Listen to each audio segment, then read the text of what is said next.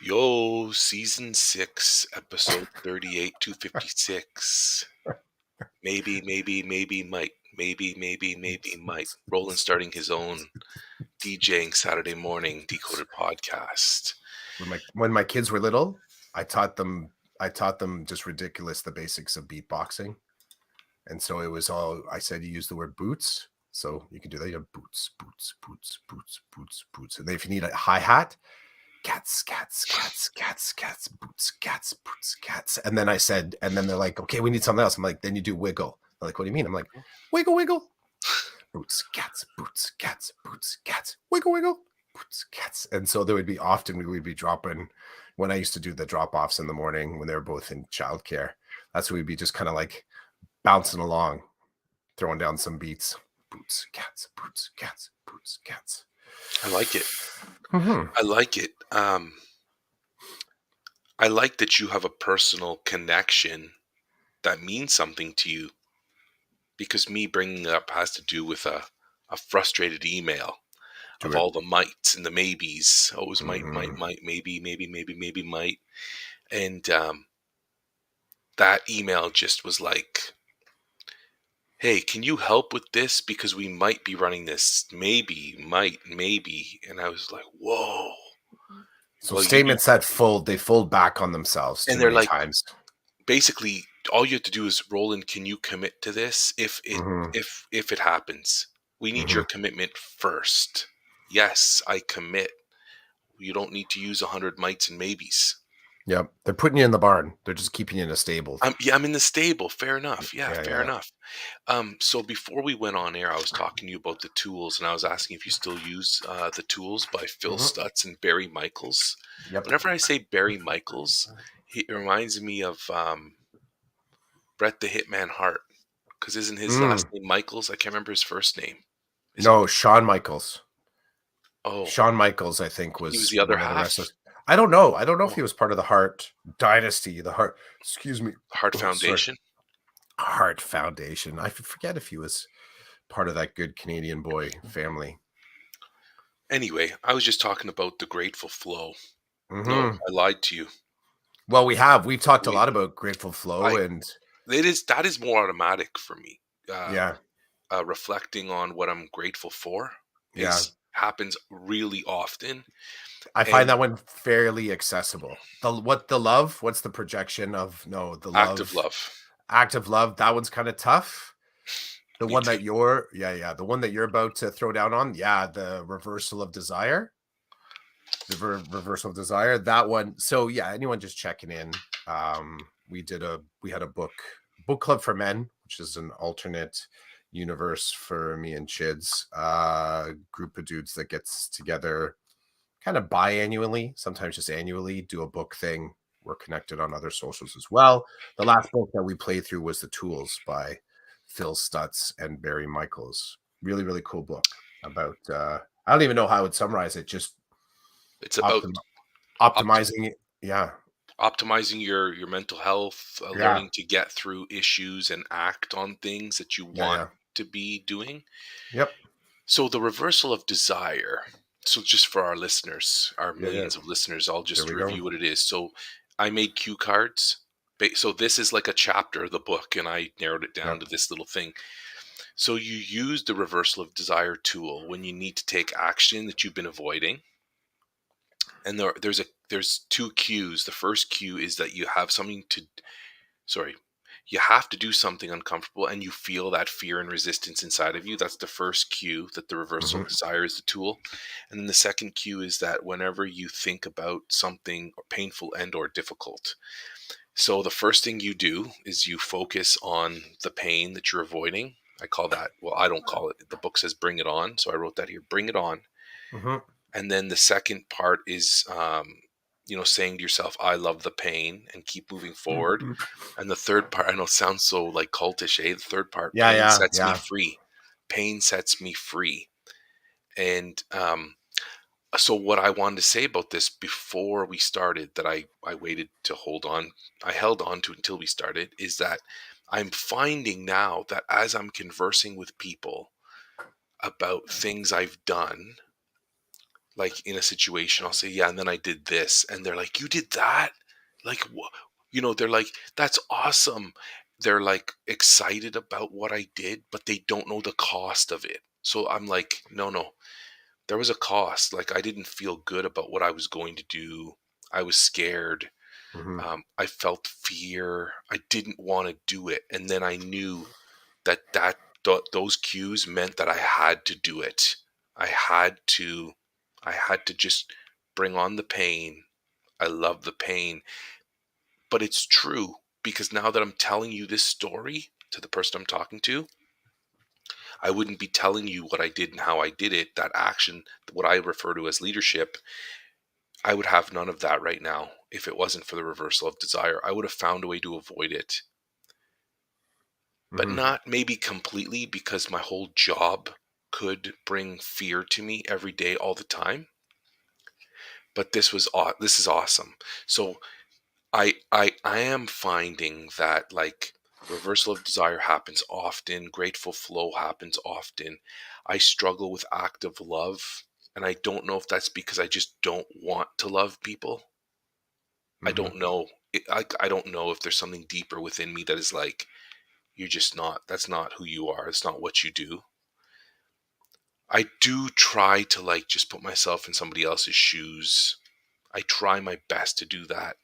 And then if I can feel some of that, feel some positive movement, then I'll engage with the active love. So for everybody listening, the active love, I'm not going to go through the card, but basically for me, what helps me um, project good things to other people, I just think of the Care Bears and how they just put out their chest and their hearts explode. That's the connection I make to help me not hate people in front of me. Mhm. Yeah. The Yeah, that's sort of, I mean, if we make it EDU speak, it's that whole assuming good intentions. Assume good intentions. And there's more to it than that. And I would encourage anyone, like, you can the tools, the name of the book. Um there's a lot of online content. I want to say, pay the dudes. They wrote a good book together. But I'll say there's also, like, you can get the newsletter from Barry Michaels. I get it. It's good. And there's a lot more than this short stack of tools. They've got a lot of um wellness optimizing, mental wellness optimizing offerings, as well as like podcast stuff and stories, case studies as well. So well worthwhile to kind of check out. I like the active love in particular. I think because it's one of the tools that my defense mechanisms wrap around even before I realize, like, even be almost as soon as I notice the cue, I haven't been able to find any processing space between noticing the cue and activating the tool, because my defense mechanisms automatically expel it and keep me from actually getting there. My brain very quickly goes into defense mode when there's something that I feel is like coming at me. And because of that, because of that, it's it's not impossible, but I'm aware of the extra layers of defense, like just me in the noticing. Okay, so my body naturally sort of like pushes out against individuals that my early warning system kind of sets a procedure in place to keep me safe, keep me out of harm, keep me away from conversations that are gonna maybe potentially hurt me or harm me or bother me.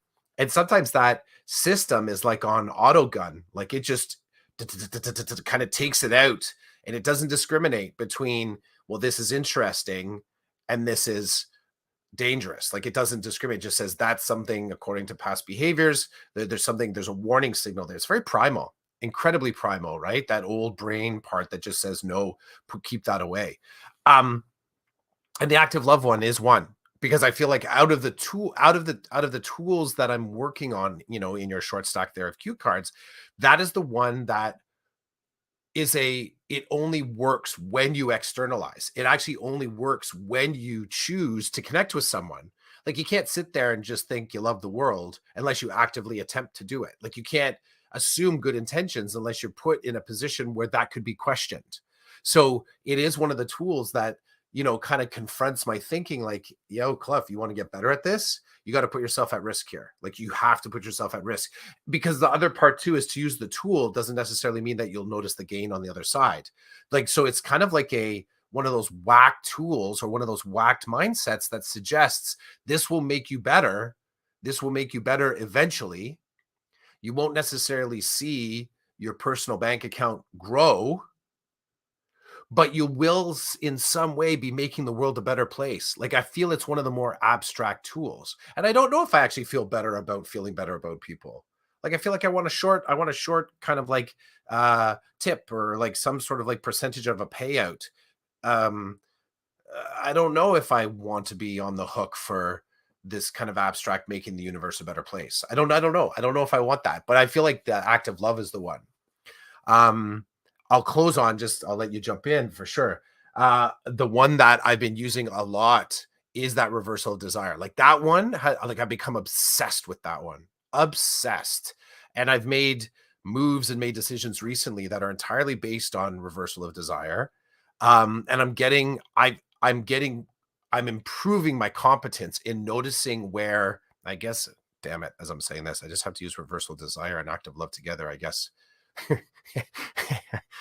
Damn you, Stutz. Okay, so I won't dig too far into that, but the reversal of desire, the lingo in this book can be like, it can kind of push people off, because it does, the lingo, even using the word love and like that, like, there's I just, what I love about the book is it's very practical. It does tell you step by step, here, do this when this happens. There's a causality to it.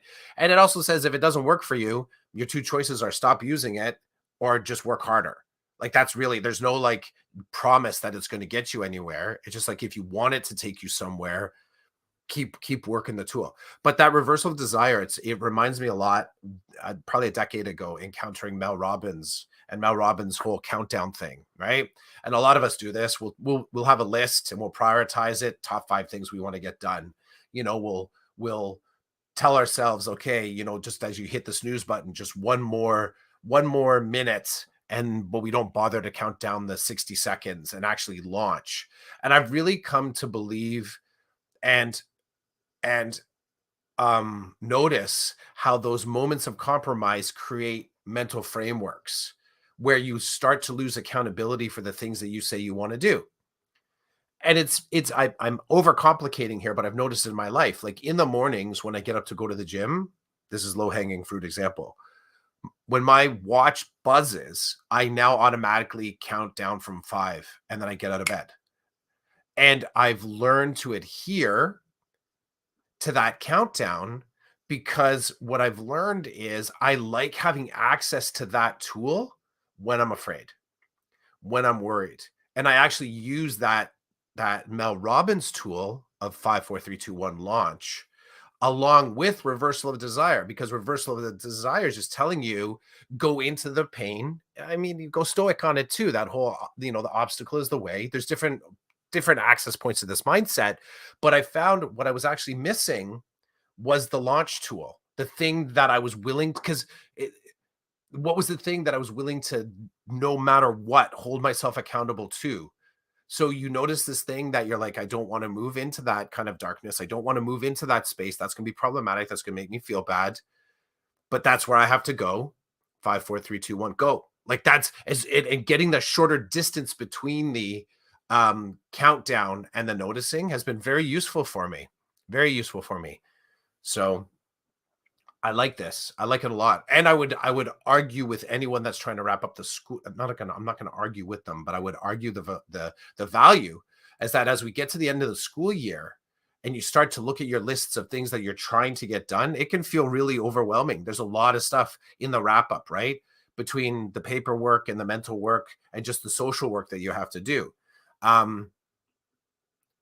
Actively jumping into your lists every single time you feel like you're having to take a back step or a weak foot approach, it might be useful to consider this reversal of desire and also the Mel Robbins sort of countdown thing, like, just to kind of get it done. because it also allows you, again, as you move forward, you're teaching yourself a way to deal with your shit. And I will say it doesn't get easier. I'm not suggesting that, but it becomes more accessible. You start to realize that you do have agency and you can. Who else has said it? Glendon. I forget her name. Glennon Doyle. We can do hard things. She's got a podcast. I think it's Glennon Doyle. Theologian, married to the soccer player. I always forget. Anyways, we can do these hard things, but there's a process. There's one thing to say it. Those two tools together give us for me, a very manageable kind of like few rungs to pull myself through it. I like it. So I like that you are mixing and matching different people, different philosophies, different ideas to create the Chris Clough 4.0 that's sitting in front of us. I think, and I really like the connections. I find as a human adult who is interested in learning more about himself and just learning to be, I guess, more efficient, more effective as a human, I'm really enjoying finding the different people with their ideas and then making the connections and then using those connections to create a package that works for me, customized for me.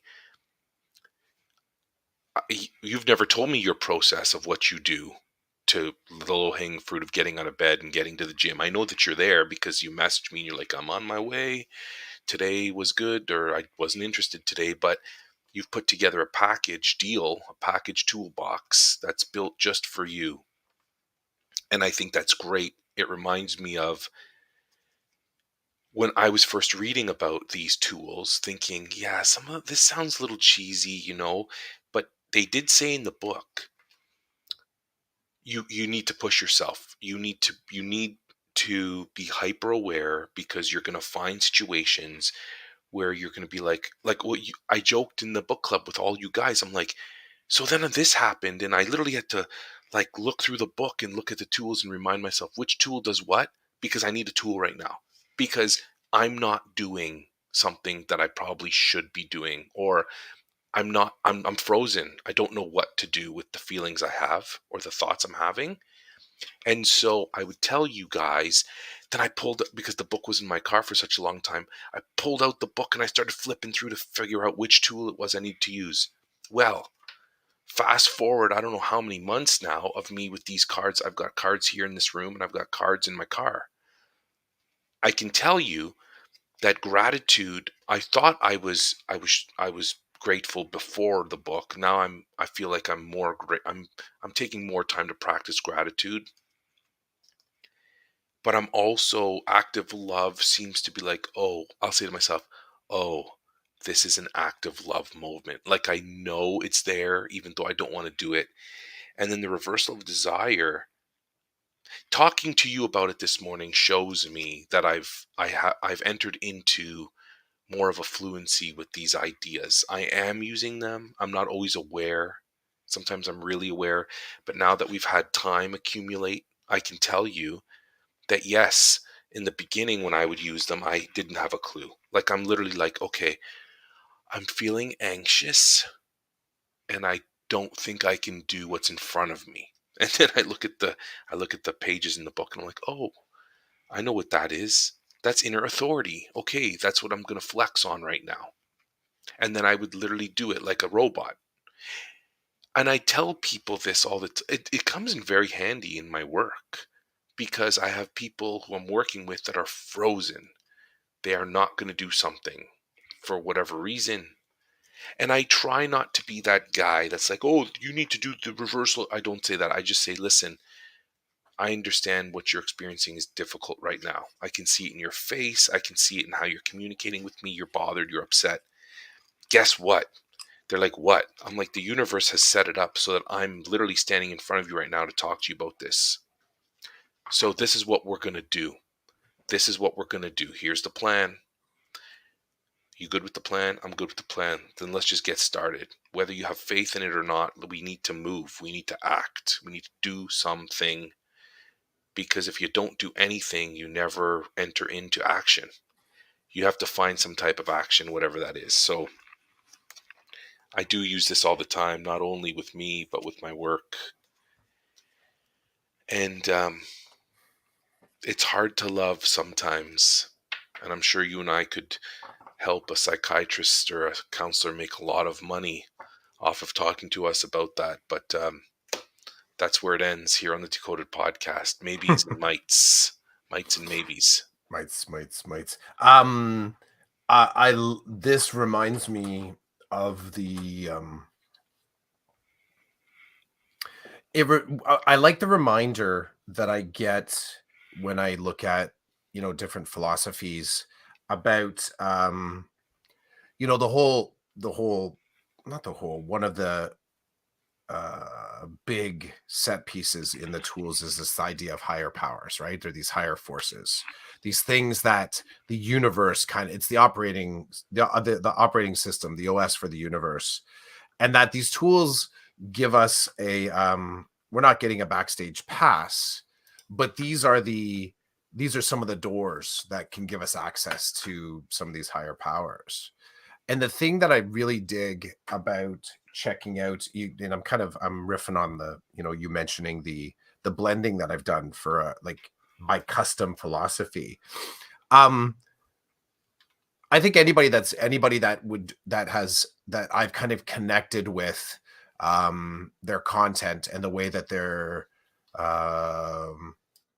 like the research that they've done, the tools that they're offering, any of my mental wellness growth, that I would say I would hang my hat on somebody else doing some research and some risk taking. You do start to see the connective tissue between what at some points feels like something novel, something independent, like a singularity. And then you start to hear how, Stutz talks about wellness and Mel Robbins talks about wellness. And then you've got Gary Vee and then Goggins and I forget his name. Who's the guy that gets up at 4:30 in the morning? Jocko. Jocko. Yeah, Jocko. And I start to see how these big universal concepts have corners for everybody to sit in. Like everyone, there's space at the table for everyone to grab a piece. And you're right. I think I do that intentionally. I do that very intentionally now, where I'm like, I get to choose. Here are the things that make this feel like this abstract philosophy is specific. And it's not because there's always necessarily a list in there for me to follow. It's just because I action it. I give it a try. I'm like, okay, so here's how this particular philosophy applies to this particular scenario in my life. And I try to make it very specific. With often I share through story. So test driving some of these things and then sharing out the story of how it happened. I mean, this podcast is a great example of how we share out the stories of, the shit that we're working on in the week. And how even the things that we work on in our professional life are inseparable. Like we can't separate that from the personal and professional sometimes, because you almost need those two. I mean, there's lots of different spaces you can put it in, but if those are our two access points that represent the wholeness of our lives, then you got to test drive the same tool in different contexts. Sometimes that works out well. I would say that my philosophical approach to personal wellness and mental wellness, I would say still works better in my professional life. I think I could then, like, if I were to sort of look at the gains in my professional life, I think I've had more noticeable gains in my professional life as a teacher than I have in my personal life as a father, husband. And I'm not, that's not absolute, but I think I can I can see better success criteria with work. And maybe because it's so compartmentalized, maybe I can say that, I can look at it as a between the bells kind of a thing, as opposed to here's the constancy of my life. Yeah, it's more confusing when I think about how is this helping my children? How is this helping my relationship with my spouse? I don't know if I have as many yet. I don't have as many moments yet. Got it. Mm-hmm. I didn't know we were going to land on the tools for so long. It was pretty cool. No. People need to find what works for them and do something, because doing nothing can bring you down after a while. it's good to sometimes do nothing. Okay, that's my belief. Sometimes it's good to do nothing. Mm. But I think being stagnant too long, that can mess with your head. And I Yep. guess it depends what you do during the day, right? Anyway, I am interested in hearing you talk about another topic. Um, Oh, okay. Let's do it. the idea of innovation and kind of Mm. your perspective on it. I mean, if you want to go somewhere else, take us there. But No, that's no. I'm selfish. I'm like, I want to hear about your position on this, your take. No, I'm no. Yeah, yeah. I'm good to go. Good to go. So, yeah, okay, so let's this week, I mean, socials, yeah, the randomness of socials, the the fact that you and I are constantly bouncing things back and forth throughout the week. This week you you brought to mind, or did I bring to you? I don't even remember. One of my feeds, I noticed that I guess a staged photo. I brought it to This you. was you brought it to me? Yeah, I already forgot. So a staged photo, uh, educator, sort of the educator is innovation, thinking about innovation. And in the photo, nice photo, computer station, your portable computer station, set up in a public space, and there was some language in the post around researching innovation. Now, it like normally I think I would just walk away from that. But there was something about this idea that you can actually research innovation that there was something about it that just struck me as an odd turn of phrase. And I think it's more it probably has a lot to do with the fact that right now in my brain, um risk taking is of paramount importance. Like that's really of paramount importance. The only way that you get to this idea of innovation is to be step as far out of research mode as possible, which to me just feels like standing in the doorway, watching someone do a thing and feeling like you're growing. Um, I threw I think I countered to you in the comment. I'm like, I kind of like this idea of risk searching instead, like putting yourself in this possible uh learning jeopardy of this isn't going to work. This will never work. It's not working right now. And even when you're done, the success is that you completed, not that you actually achieved what you had hoped for. But in sort of this risk searching, you could say risk taking, if you're so bold to take that next step, you end up coming out on the other side with sometimes a little bit of you come out changed. You come out with elements of your operating system, sometimes stripped away, sometimes augmented, sometimes just pulled apart enough that you can see that there's actually space between how you do attendance and how you sort of greet the kids in the morning. Like it shakes up that tight net that gets you between from first bell to last bell. Now I'm the way I've kind of built my career is that I kind of openly move into the spaces where this is a possibility. I've changed schools, I've changed portfolios. People have actually said to me quite directly, like, you seem a little fickle, like you seem like you're sort of unsettled. And I would kind of argue, I'm like, you're looking too close to the page of how I learn. I really think about I constantly think about my life, my career in this very large, sweeping chunk of time. And I'm making sure that I'm opening myself up to the opportunities that anybody has access to. I've never actually created a role for myself. I've never sort of gone in and said, here's like, that would, I guess, for me to be the ultimate risk in some ways would be to sort of look at the system and say, here's a job that needs to be done. I'm going to pitch it and I'm going to try and actually create my own job within this career. I've always been on yeah, I'll take that. I'll do it. I've said yes, but I've never sort of cloud seeded and then made my own job within the system. And I've been in some really cool conversations about that would be a way better way to do consultancies. Like if you could actually go, like that would almost be the ultimate if you want to be an innovator, if you actually went to the board and pitched a job that you thought the board would need and you then interviewed and got the job, and you like that's pretty cool. That feels like breaking new ground. That feels like you got no net, you don't know where the job's going to go, and you're entirely dependent on the experiences in front of you to be responsive to. Like you have no map. And that strikes me as being like that's totally like risk searching, risk taking.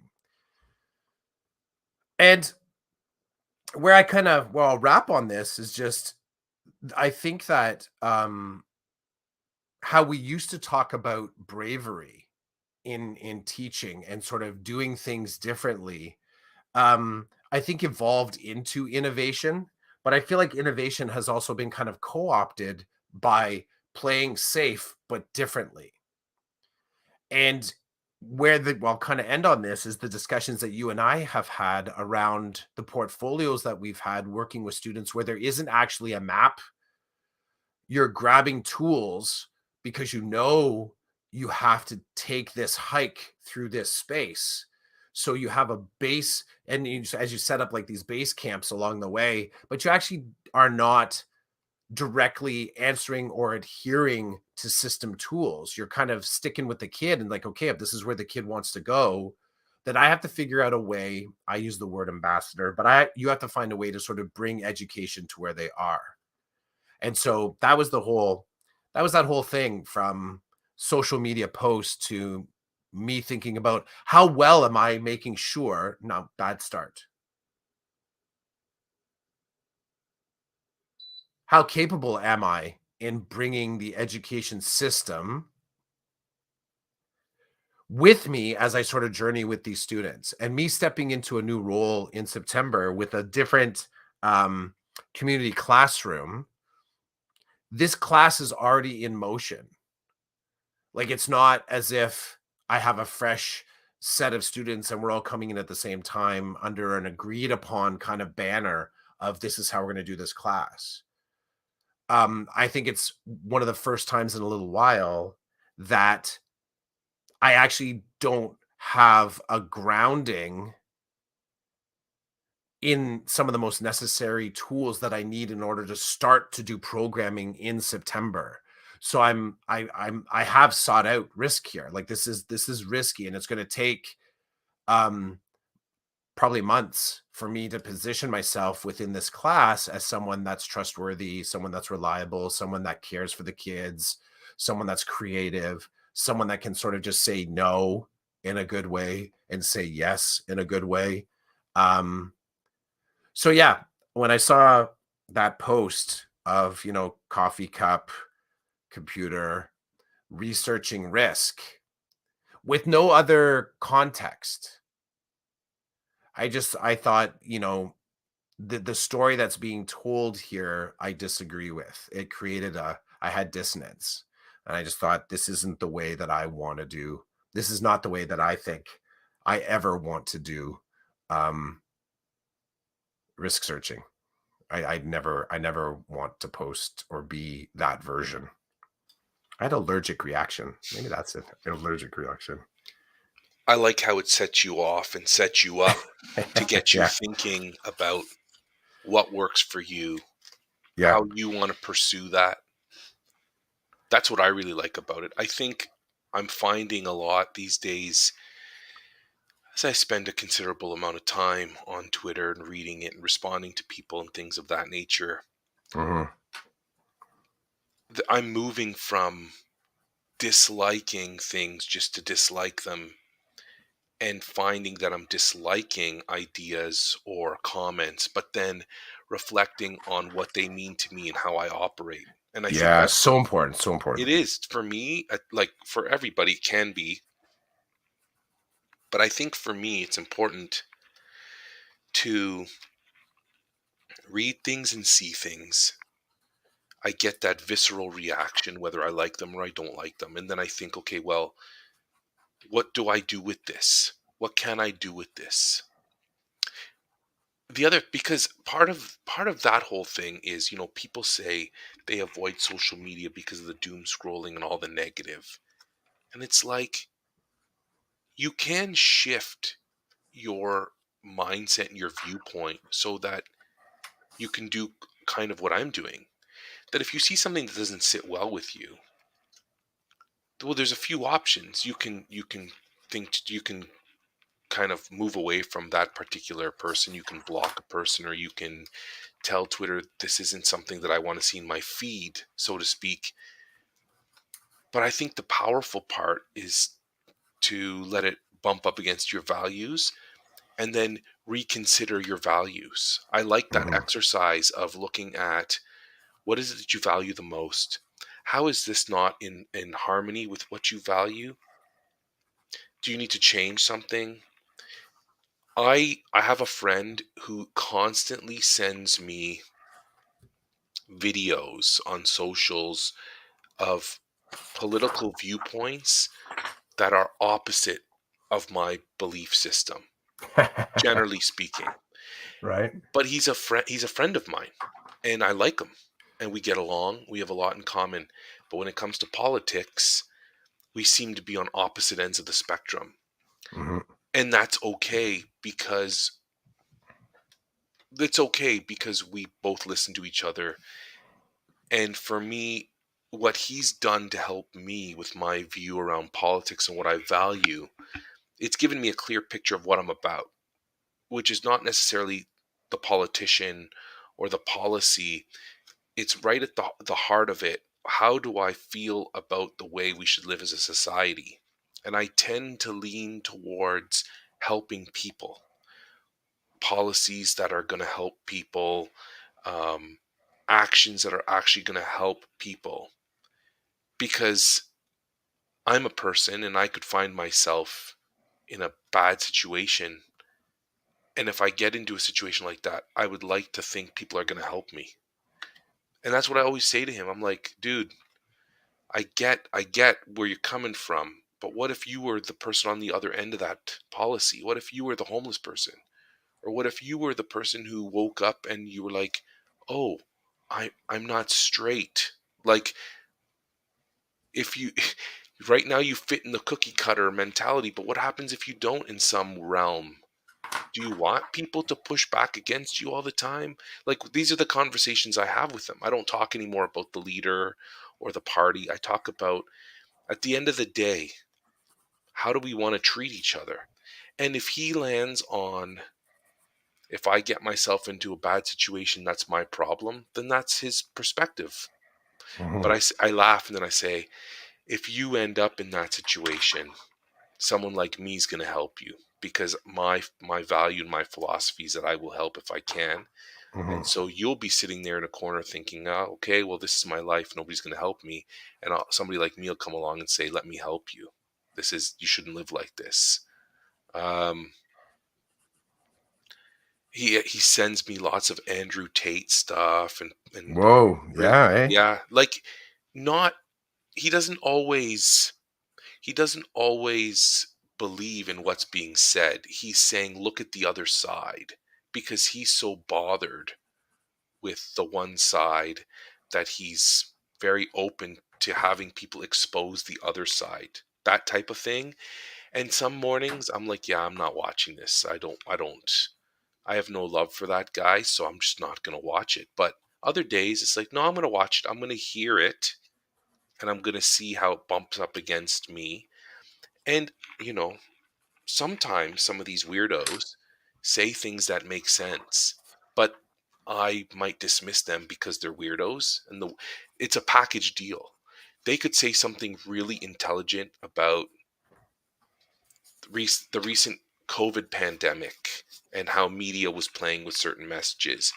I've seen some things that I'm like, yeah, that is very interesting. That is very biased and that is very interesting. And I let it sit well with me because of my values. But maybe I should just stop and think about the logic for a minute. And that makes a lot of sense. And that's not cool that this was happening, right? I get those moments. But but that's just one part of a message.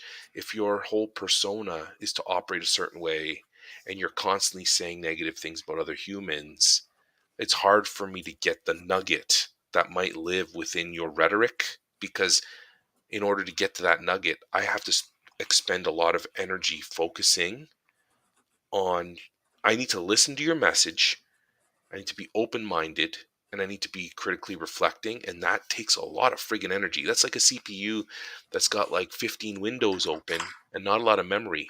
And that's me. I'm not a high-end computer, so I need to close some tabs and focus. And some days I don't want to do that. But I think that's okay, acknowledging that's okay. Having said all of that,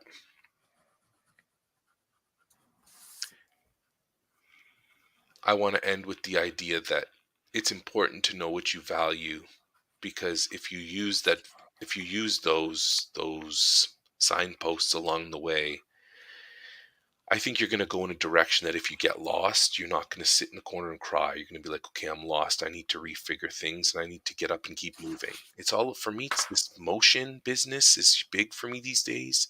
Movement is important because it's better than sitting still. Physically, emotionally, spiritually, just move and move using some guideposts inside of you, and then but then be open enough to say, oh yeah, that sign that's led me astray way too many times. Maybe it's time for me to readjust my GPS, turn it off, turn it back on, update it, get the recent update, and then go from there. Gary's with us this morning. I want to acknowledge Gary. So Gary, good morning. He said he agreed with you, Chris, at around 8:35 a.m. So whatever we were talking about, 8:35 a.m. He says he finds it easier to use reflective tools professionally rather than personally. And Gary also says dissonance can be unsettling but fulfilling at the same time. A key element in growth and authentic reflection. I agree. Dissonance is really cool. So again, it depends on your perspective. It hits you and you're like, uh-oh, is this an unlearning moment? Am I going to need to relearn something? Like, if you're like that, or if you're thinking like that, you can benefit from any negative. I don't know about everybody else, but sometimes I get tired. I get worn down and tired when I'm not at my best. I succumb to pushing back on dissonance. I succumb to being negative in my outlook. I said to my wife, and then I'm going to stop talking. I know you're on the precipice of saying something important. Yesterday, my wife said to me, "How was your day?" I said, "It started off rough." She said, "What did you do?" I said, "Well, the rough hit. I made a plan. I enacted the plan. I communicated to outsiders the plan. And then I texted this person and I let it rip." And she's like, "What do you mean?" I'm like, "I was swearing and I was this and I was that." And she goes, "What happened after that?" I said, "I moved on." And she's like laughed. She's like, "What?" I'm like, "I was professional. I was empathetic. I was courteous. I was efficient. But I had more in me that had to come out. It was the shadow. It was the dark. It had to come out. So I sent it via a text to a person that I knew was a safe person, and they would laugh and say, "Oh, okay, Roland's had a morning." But Roland just let it all out. So now we can kind of laugh about it, and he's done with it. He's moving on. And she was just like, she found it fascinating. And I'm like, what was I going to do? Let that moment ruin my entire day? I'm like, no friggin' way, man. That's like this much of my day. And I'm going to let it ruin this much of my day? No, Jump in, Chris. I hope you remember what you were going to say. Well, it's just, I think it's very teachery of us to expect that reflective practice will actually fix dissonance. This is one of those things that I've loved about digging into my reflective practice, because it's pretty ego-centered to assume that just because you call yourself a reflective practitioner, that you're actually going to be like, that's not solution-based activity. It's not. Reflective practice for me is not intended it is not intended for me to be able to reassemble those pieces into something that necessarily works better. Reflective practice for me is just so I can see the freaking pieces. That's where I kind of go. So this idea, like we talk about cognitive dissonance, like it leads to a harmonized outcome, right? Like these two different things, somehow they fit together if I just figure it out. Sometimes there's no figuring it out. And you're actually, part of the dissonance is because they're moving at different speeds. They're being funded in different ways. You have competing agendas. But to be able to see that reason is the value. It is the value. And to sort of know, how you can set up your stakeholders and resources and who is it that's got your back. This conversation this week between you and I was a lot about who's got your back. Who's got your back in these moments of dissonance where you see yourself on the line between A and B. You're in neither camp, and you realize you actually can't spend time in either side. You actually have to find this alternate path through the dissonance.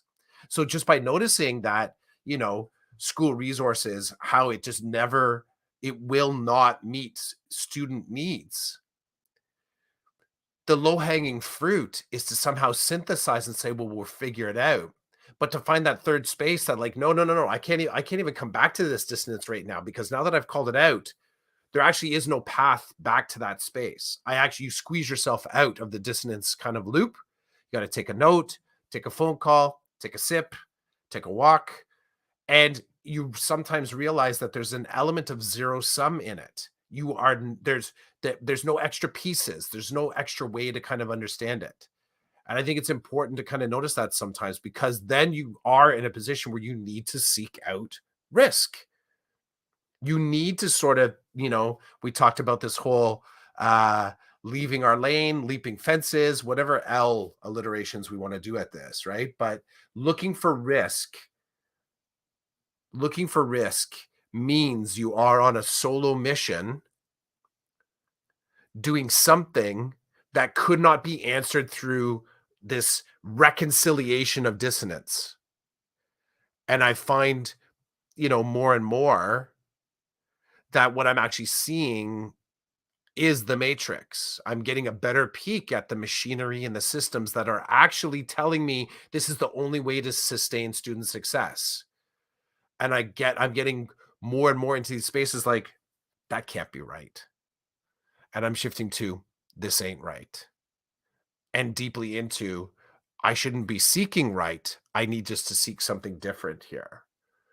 So yeah, I like that's what I was smiling when you mentioned the, this idea that we get that just as soon as dissonance was a trigger word for me, because I started to realize that we've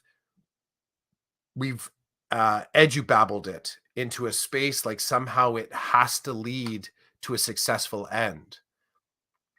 And I want to say Glenn Singleton, but I don't think that's his name. But he was the one that put together that list of, how do you navigate critical conversations, and typically about equity. And one of the things in there is it has to end open-ended, right? Like assume that at that end of process of whatever is dissonant to you, do not expect to be able to close it within a specific amount of time. You just stick with it and let's see where that dissonance leads you.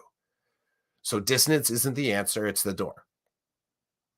And you choose whether or not you walk through it and keep on walking and figuring out this other space. And I would say that without really noticing it at the time, that served me very well when I was working with students that were suspended and expelled. It works very well all the time in spec ed. And my what's the word? It's a word that means like disbelief, but it's not that. You kind of put disbelief, critical analysis together, and there's a word there. My skepticism. I did that, eh? I did that. Beating my own chest. I did that. My skepticism of the system has meant that I've accepted the fact that dissonance doesn't lead me back to an answer that I'm going to like, or even any answer at all. All it tells me is it affirms that I can't be in column A or B. And, go ahead, Clough. Here's your permission to suffer, because you're looking for a third space that you may have to create yourself. So That's what I wanted to say on that. I'm glad that you got to say that. Gary got to share his perspective, and Gary will walk through that door of dissonance. I like what Gary's saying. Basically, that when he's confronting with something that rubs him the wrong way, he tries to make sure that his instinct is to challenge, his instinct to challenge whatever that message is coming at him is to pause so that he can Mhm. listen and appreciate the other perspective first. Yeah. That is great advice, because I know for me it's great advice. There are times where I hear something and I retort back quickly. Mhm. Maybe I shouldn't. Maybe I should just listen and reflect. I'm famous, ask my family, I'm famous for I react quickly, and then it takes time to reflect, and then I realized that I found myself having reacted too fast, and possibly there are hurt feelings and other things of that nature because of my reaction. Mhm. Yes, it is good to just sit. It's good to sit. I have to tell you, last night in my house, I felt like a sage. I felt like I've got a bit of the beard, but I felt like a wise man. My youngest is struggling through a social situation at this time, and when he came home from school, he let it rip on his mom. Moms have that, right? They are a lot of moms are a safe space for kids, and this kept going all night, and it was about, I don't know, 8:15 p.m., and I'm sitting in the family room, the TV's on, laptops in front of me, and I hear I hear my wife say, "Have you spoken to your father about this? It might be nice to get his perspective." And then my son says something like, "I already know what his perspective is. He's going to talk about this and this," and it's all like the philosophical stuff that I'm kind of experimenting with. He's already like, "I know what dad's going to say." And then I say to my wife, he says he already knows what I'm going to do, and she's like, "Can he please get your perspective?" I said, "Of course." So he starts telling me the story, but I heard it all earlier because I was in the other room and I could hear everything he was saying. So at the end of it, he goes, "What's your take?" And I said, "Okay." I said, "I know you're gonna be triggered if I start to use, language about control and this and this." So I said, "This is what I would do. Do you care about the person that you're in conflict with?" "Yes." I said, "Okay, that's great that you got the answer to that, because you care, I think you should reach out." But I said, "Are you listening to what I'm saying?" He's like, "Yes." I said, "I think you should reach out once, twice, three times this weekend and say to the other person, 'I'm not feeling good about what happened at school. I'd like to talk to you about it to see if we can figure this out. Can we talk?'" I say, "You put yourself out there, you do the right thing. And if the other person decides that that won't work for them, then," I said, "at some point you're going to have to deal with this idea that it's not going to work the way you'd like it to work. Because there's two people involved here, right? Two different personalities and all the other things that come with being an individual. Do you want to continue to be in pain even though you've reached out several times?" I said, "None of it's easy, but if you start asking these questions, you may come up with some answers." So when he was done, he walked away and he was like, "Yeah, that was not bad. Like, dad he didn't use his buzzwords and this and this." And it was just like, I laughed and I said, "I have the same issues, except because I'm like a little bit older and I've learned some things and felt some pain that I'd rather not feel again if I can't avoid it. This is how I roll now." And or at least this is how I try to roll. And they all kind of look at me like side eye, like, "Okay." And I'm like, "Well, you guys get to make your own decisions." But I also told him, maybe you just need to sit on it for a night or two. Mhm. Like, just sit, just live your life and just let it simmer, let it sit. And then it might float away from you, or it might just still live there. And that's also a good indicator of how you might want to proceed. So Dad was able to give some. Dad was able to offer some advice that nobody then shot back and said that's stupid or that's useless, which was kind of nice because sometimes it's just like that's stupid, Or my son said to me recently, he goes, "How can you be so calm about such and such?" I'm like, I can be calm because as I was doing such and such over the last year, every time I entered into a situation, I said to myself, you better do everything you can to enjoy what's happening now because it Mm-hmm. might not ever happen again. Mm-hmm. And I said, you laughed at me every time I said that. But now that it's over, I'm okay because I really sucked out of those experiences as much as I could and felt the highs and the lows. Now I'm in a low, but You were there. I You was were I was entirely there. there. But Yeah. now what people would perceive a low, the low's here, but I'm even because I'm like, no, I milked it for all it was worth when I had it. It's gone now, and I knew eventually it was going to go.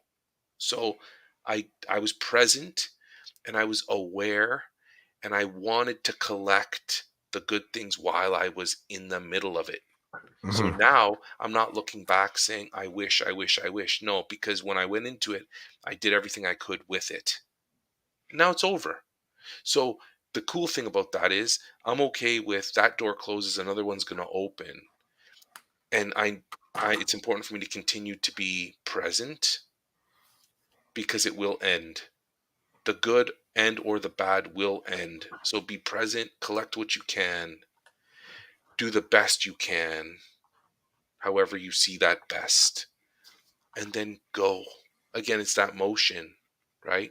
See, this is cool. If I were to get a tattoo, it might have something to do with motion because it's something that keeps popping up in my life. Mm-hmm.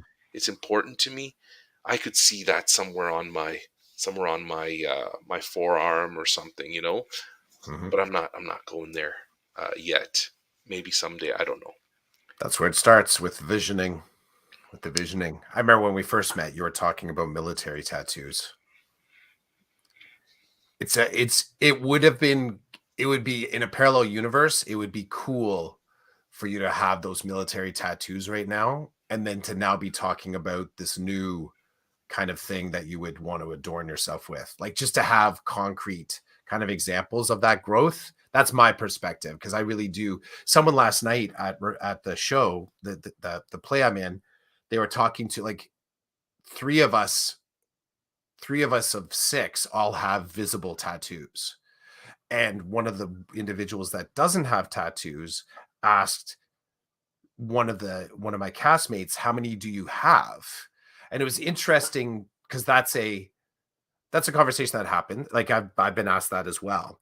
And the number, I always wonder what's the curiosity about the number? Like what's the curiosity about the number?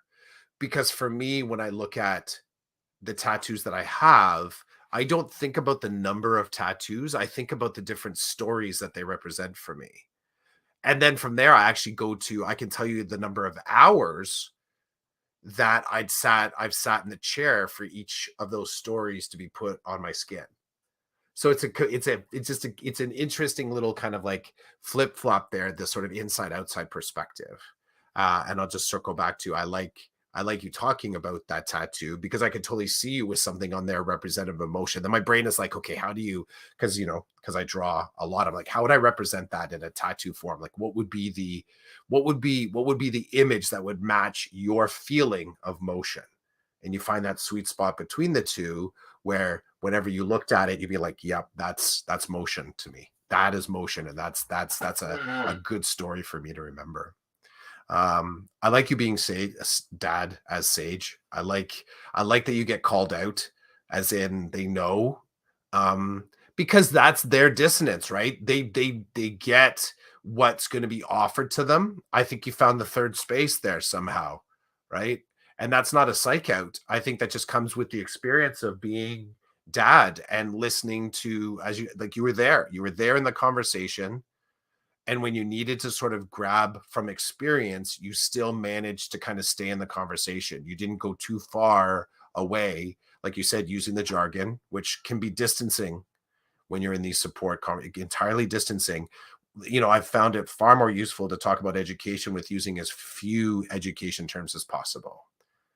Back when I was doing the access stuff, we would have the intake conversations, and I really tried to make sure that myself and the families that were, when the kid was getting registered to come into the program, that we were in the same conversation. I didn't expect them to sort of jump into all the tech terms that we constantly trade in education. I made sure that I spoke plainly, even colloquially if I could, so that I could get the message. I said this, I could be the ambassador of education, but make it accessible to someone that doesn't have access to all the privilege and tools that I have. I think you did a very good job of that with your with your kid. And I love the fact that you're the fly on the wall. You already knew the story that was kind of coming to you. I love the fact that your kid called you out even before they were in front of you. Like, it's a good, you call it sage. I would totally agree with you. It's a good sage moment. And full disclosure, 75% of the time I fall flat on my face all the time, right? So full disclosure. And you're still here. Yeah, and you lived to tell the tale, right? Yesterday morning maybe was a fall flat on my face when both the kids were complaining about something on the drive to school, and I took their heightened emotions and reflections and boiled it down into three parts. Like, you know what I mean? I'm like, and I'm driving and the sage is like not yelling, but like forcefully saying, step 1, do this. Step 2, do this. And if you have to get to step 3, do this. Do you understand? I was like, and it was funny because then I looked at the one beside me and I looked at the one behind me, and they were like, they're just doing one of these, like, we just opened our heart to you and you boiled it down to just 3 steps. And I'm like, I got to drop you off. You got to go do school. Why are we talking about this minutes before I leave you? Right? It's like, and I'm sick and tired. I'm like, do you not see the patterns? I see patterns with you too. Do you not see the pattern? Like, it was just interesting, eh? So then they get out of the car and they're like, Dad's an ass. And I'm like, yeah, I am an ass. 3 friggin' parts. Action them. Let's go. But yeah, so that was 75% is just Dad is an ass, but 25% is, and I felt for my son last night.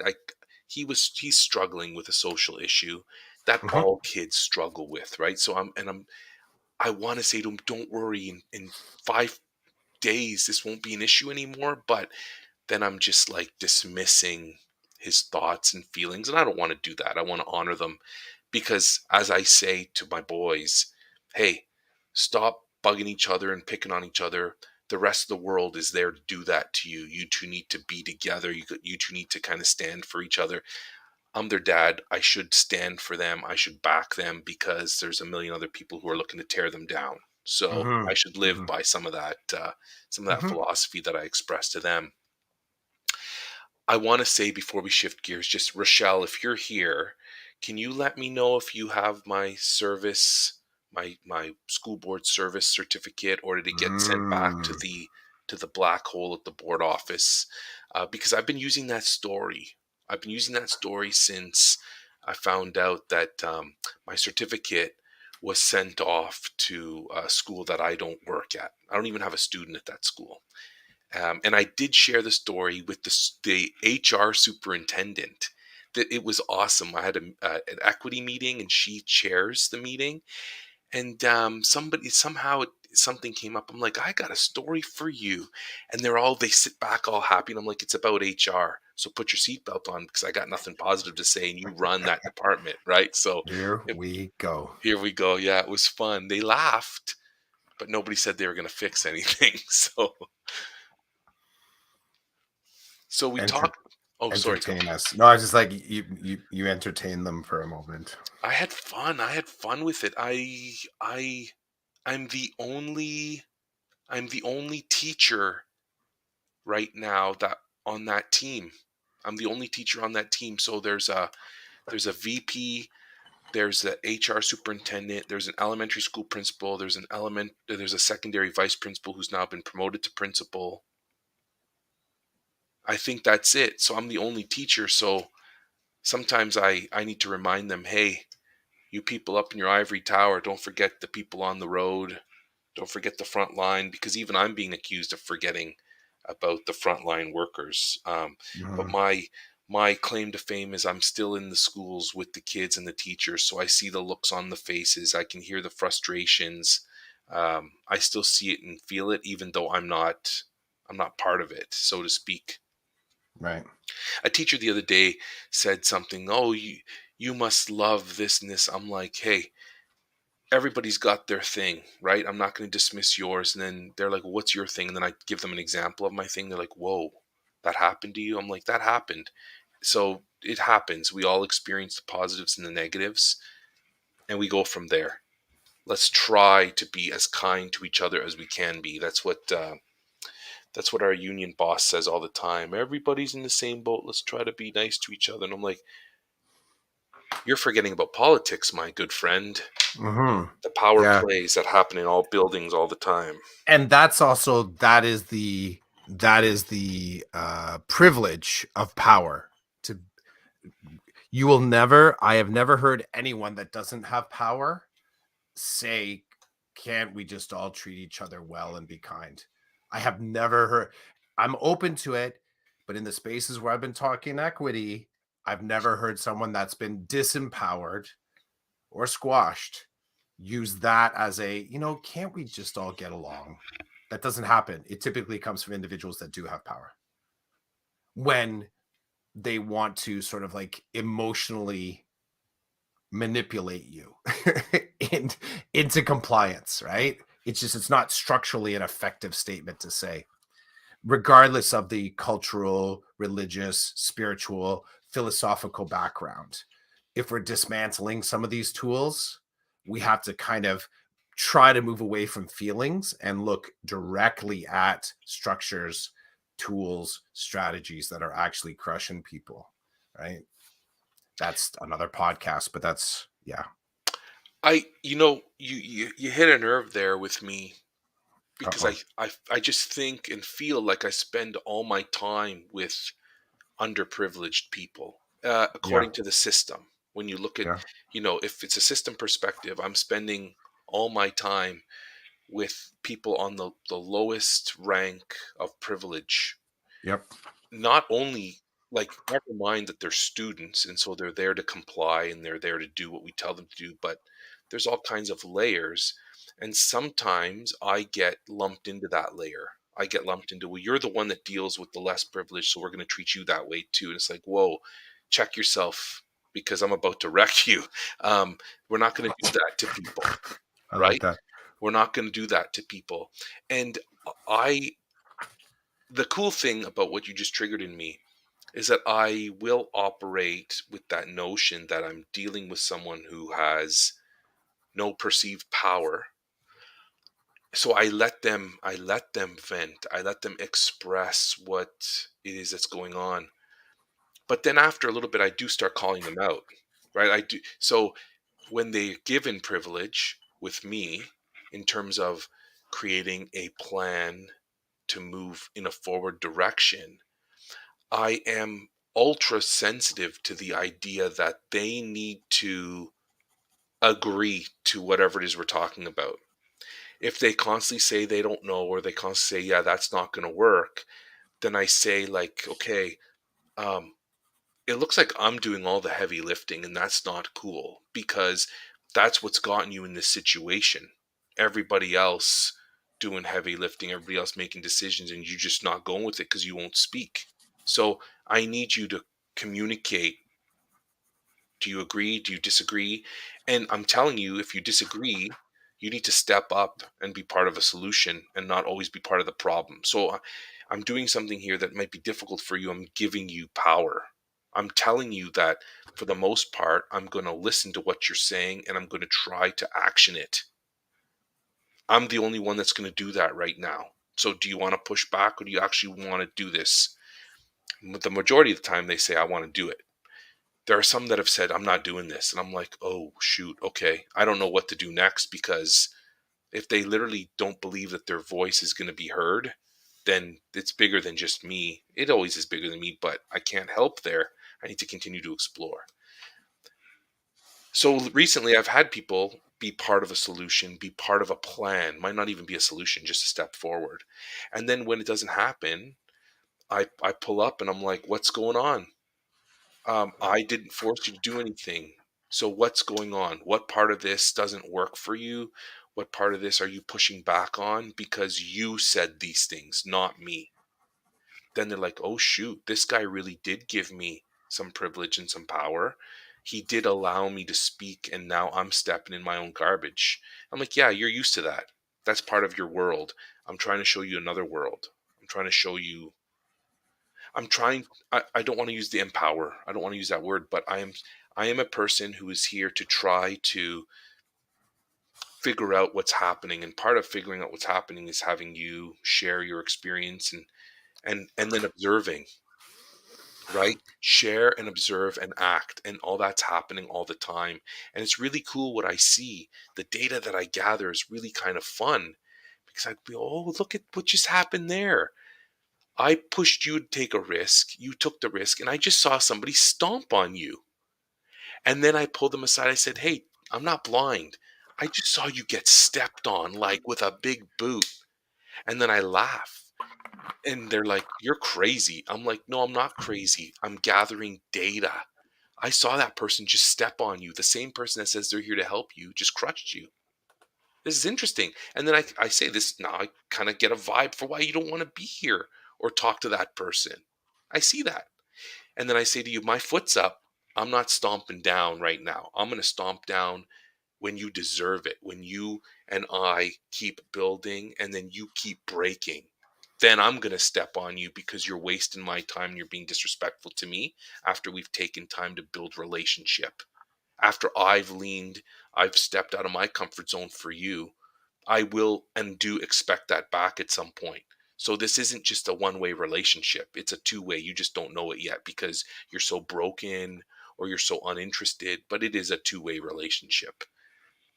But yeah, they look at you funny. They're like, you know what that person just did? I said, yeah, I know what that person just did. I get it. Yeah, they're my colleague. I get that.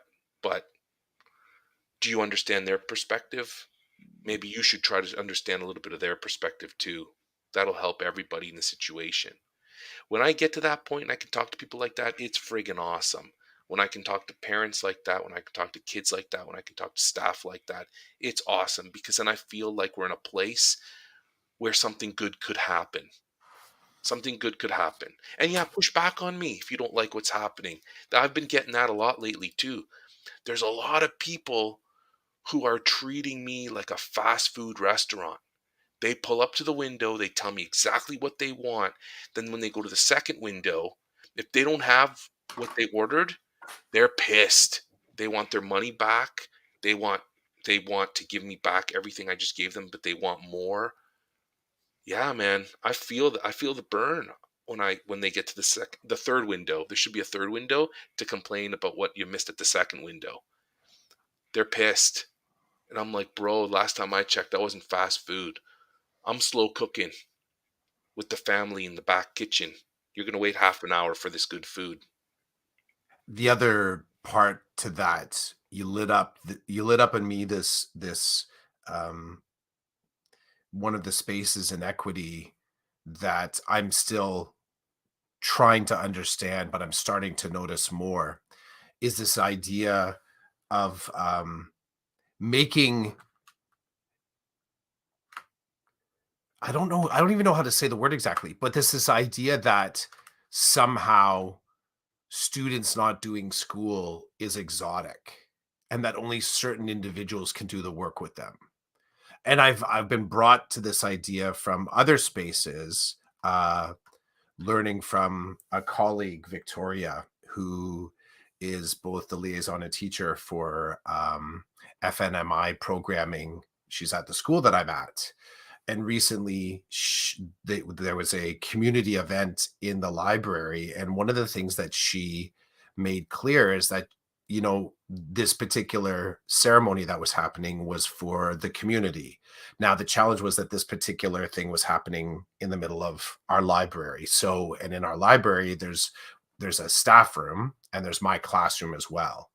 But she was clear in that the invite list did not include the staff at my school.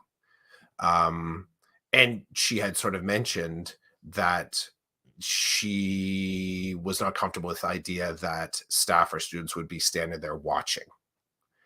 So the exoticizing of First Nations ceremony, that we're there to kind of observe it. And my students they were like, because we're a conference room, there's windows there, and they wanted to stand and watch. It was a drumming ceremony where they were building drums.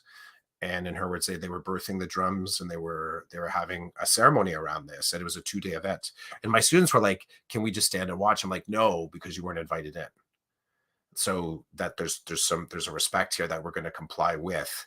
And they're like, "Well, it happens in the school." Like there was this idea that they could just go over and watch. I'm like, "No, it doesn't work like that." So I was trying to give them some kind of like entry level understanding of the importance of gaining invitation and not just taking. And they're like, "Well, but it's right there in the window." I'm like, "Yeah, but you weren't invited to watch. You weren't invited to participate." Like, "Well, we're not participating." I said, "You are by watching. You are participating. And by doing so, you're just going to take snippets of what's going on and not have a full understanding of the importance of this event." So they want to do some research. So they ended up doing their own research on drumming. They're like, "Fine, we're going to do research." I'm like, "Okay, you do research then. Good. You should start with research." But so this brings to mind this idea of the exotification of certain parts of our teacher life. And one of the spaces that has been made to seem exotic sometimes is special education, sometimes alt ed, where you're working in re-engagement, and definitely spaces where they are congregated spaces or detached spaces, and the individuals in those spaces, aka the teachers or educators or consultants or support staff, all have extra training in order to be in that space. And sometimes in those spaces, there's a conversation that starts a little bit like, "I'm really glad you're working with those kids because they need someone like you." So that's the kind of front end of this exotification, is in there's only certain people that can do this work. And I think sometimes where that kind of leads us is this idea that we have to create some sort of a safe partition between, I'll call it typical programming or the big school programming, and some of these niche spaces. Like, um, I think it creates it's not dissonance. I think it creates a tension between it. I think it creates this optics that if there's overlap, that somehow one system will jeopardize the other. And I'm just always mindful when I get into conversations where people are talking about right now the special education work that I do. I try and kind of soften their hard line and talk about my students, at least that work with me, as actual students of the whole school. They're not just students in my classroom. And for some students, that scope and size of where they can be and where they feel comfortable, it changes, right? There are some students that they only want to be in that one small classroom and they need a high ratio of support. I get that. And then there's other times where and they're not feeling being pushed out of the system. They're not being feel like they're being kept from stuff. Their experience is holistic. They feel whole. They're able to sort of participate, and as we would, attempt to understand, uh, as many different personalities and identities as possible, we're fairly confident that they're getting what they need. The space where you're in and you're moving, and again, I come back to this idea of ambassadorship. It creates kind of a conflict in me because on one hand, I see how there's, and as you just mentioned, there's a reason why some of these kids have been pushed away from school. We did an episode talking about, it's just a soft call out on our colleagues, but like, we're saying it to the podcast world. What are the things you do to actually convince a kid that they're not wanted in the school?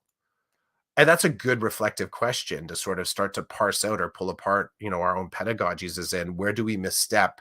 And actually we do convince the kid that they're not wanted in the halls, in our classroom, in the relationship with the school. And for some kids, that's the snapping point. I'm done. I'm out. I think it's the beginning of a healing point when someone like you in this work, doing the work that you're doing with the brain that you have and the training that you have, says to the kid, I just saw what the school did. I just saw that. I witnessed it. You're not imagining it. There was something that made the feelings that you have are justified. We're going to work through those. Your mindset is justified. We're going to try and work through that as well. But a little bit of your fear that the system might do it to you again, I now see where that could happen.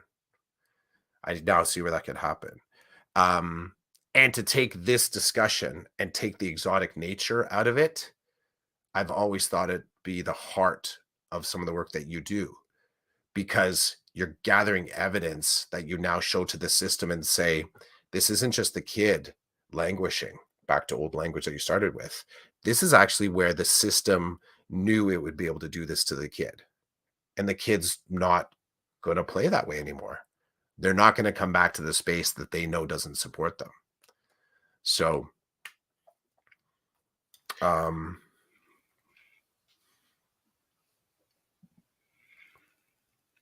yeah, I don't have a good end to that thought, apart from I've seen it too.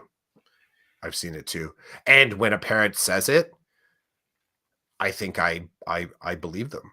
I have to believe their story when they say a certain thing happens. I'll gather my data moving forward. The difference making steps, like you said, I'm not gonna crush you, kid, but when we have an agreement to do something, we're gonna be very clear in the language. I'm gonna get you to commit to action so that when you tell me you're not gonna do an action, I know what we're talking about. I know what you're actually telling me. If I ask you if you're coming to school today, I'm not gonna take a shrug. I want it to be yes, no. If I ask you how you're feeling today, I'm not going to take a shrug. We're going to work on the language so you can articulate how you're feeling today. Parent, when I say to you, what are you going to do to help your kid get to school? I'm not going to take a shrug. We're going to be very specific, because it's almost like that's the only way to start to pull apart some of the pieces that it's the only way you can gather evidence to figure out how the kid got there in the first place. Everything else is gray zone, and your job is already abstract, and often working in sort of credit recovery, student success, growing success specific fields that deal in small spaces. There's a whole lot that's abstract and gray. So what I want to land on there is this idea that when we bring it back to the school, when we bring it back to the system, what I'm seeing missing are those courageous conversations that need to be had that aren't happening. I'm hyper aware to those these days because I'm seeing a lot of things where I think that a conversation is appropriate. It's appropriate to say, to bring people together and say, listen, okay, this is what's happening. We asked for support. We have the support. And the support is saying that here are some observations. So what can we do? What can we do to move this in the right direction for the kid? Because you called asking for help with the kid. And then the kid, you know, the staff member sees the other staff and what they're doing and how they're doing it. And it's not about hammering people, but it's about having a conversation. Yep. A really cool thing that happened the other day was I was in a school with a student, supporting the student, and then I had to leave. And I made it clear to everybody, on this day, at this time, I am leaving. So if the student is not able to stay, then I will walk the student home, get in my car, and go to my next, where I need to be next. But if the student stays, you know, I have some questions about how the student proceeds, because I like to plan it out so that there are no surprises. Everybody knows where the student is supposed to be. People know who's supervising the student. Like I'm being professional, right? Like I'm not just leaving the kid and saying good luck, have fun. It's like, no, this is where you need to be so that this person can supervise you, and we're being like we're doing, everybody's doing their duty, their legal obligation, and everybody's safe. Nobody responded to any of my questions. So then I just said it in an email, in another email. I said, this is what's happening. I am leaving at this time. This is where the student's going to be.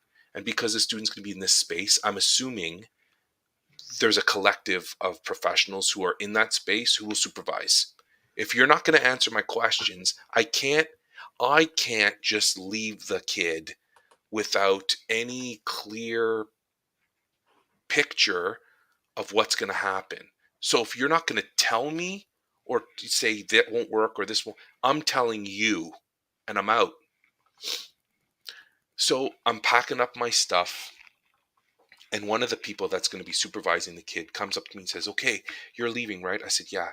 And they said, "Can I do this? Can I do that?" And like they were being very good about, they were being very open about their wonderings and saying, "I don't want to do anything wrong." And my response was, "This is awesome that you're asking these questions. You're Mhm. not doing anything wrong if you are leaning on your relationship with the kid and then kind of giving them some voice and choice, but also pushing. Like it's a fine line." So I said, maybe you don't force them in your room. Like you don't say to them, "Okay, lunch is over, Chidiak's gone, get in here." No. But lunch is over, Chidiak's gone. I'm going to go in this space and I'm going to do this. I'm going to come back and check on you. If you feel like you want to come in, you're more than welcome. If not, I'll keep checking in with you and we can keep connecting and you can update me on your progress of your work. Mhm. I was like, ding, ding, ding. This is exactly, in my opinion, how you build and move forward. This person was like, "Okay, so what do I do? I don't want to do the wrong thing." And I'm like, that's awesome. There is really the only wrong thing is forcing them to do something, forcing them to comply, because that's what caused them to leave in the first place. So let's not go there. We've made great progress. The kid is here. You can see the whites of their eyes in the building that they won't come to. They're here. That's what everybody asked for. So here you go. You got it. They're here. And I'm leaving and they're not leaving with me. That's even for me, I've got bonus upon bonus upon bonus, right? Nobody really sees it that way, but I see it that way. Yeah. And then other people are like, "Get that kid in the room." I'm like, the minute if I leave and you force them in that room, they're gone. They are gone. And I'm not going to be able to get them back in this year. So, and I'm making it sound like I'm doing something special. I'm not. I'm just a middle person who is trying to build, right? That was awesome. And then I hightailed it out of there. That was awesome. I had a moment with that teacher where I didn't pussyfoot around anything. I just said it how it is. And they didn't take it in like I was assaulting them. They took it in as like, okay, like we were two people on the same frequency. Here's what I've done with the kid. Here's what you can do with the kid. But at the end of the day, we want the kid to start to feel like normal again in this space, in this environment with these people. That was good. We had a courageous conversation, but the way it didn't play out, there was no power indifference. We were on the same page, right? So it was like, no, I respect you as a professional, that we do the same job.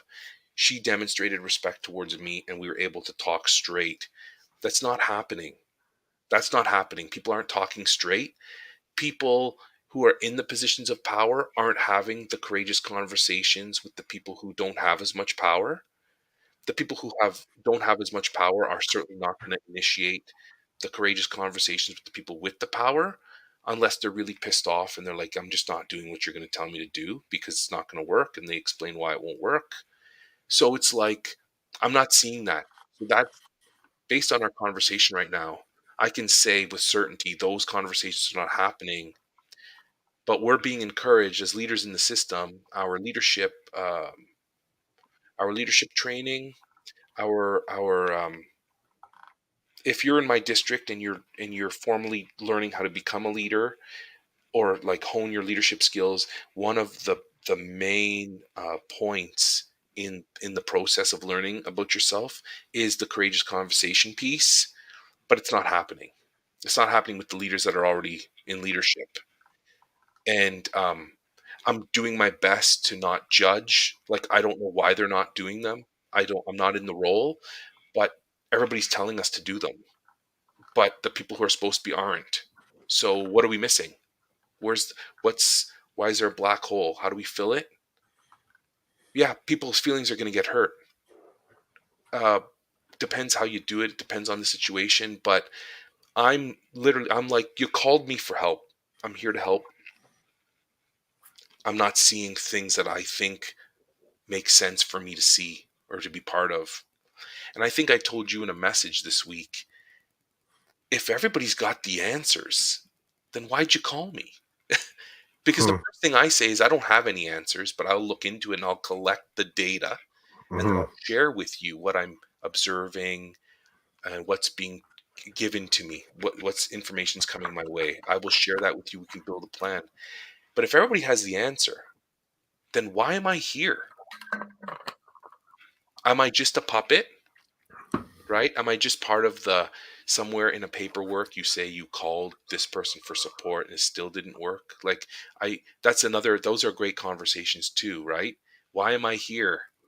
And those I don't have a problem asking those questions after a certain amount of time. And I have said to administrators in the best possible and most respectful way I can is listen, you sought support in this area, lean on the 2 years of experience I have and what I've seen. And there are certain things I have seen 100% of the time over 2 years. So why are we dismissing that here?